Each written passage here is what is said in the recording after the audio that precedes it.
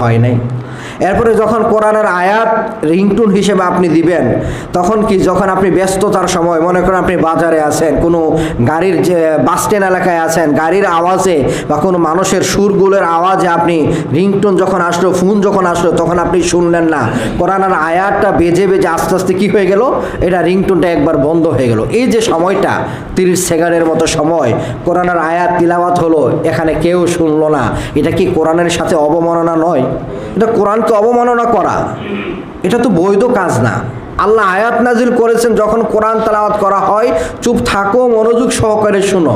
এরকম কোরআনকে রিংটোন হিসেবে ব্যবহার করো, এটা আল্লাহ বলেন নাই, এটার জন্য কোরআন নাজিল হয় নাই। আপনি যখন আজানকে আপনি রিংটোন হিসেবে দিলেন, আজান ব্যাপারটা কিসের জন্য?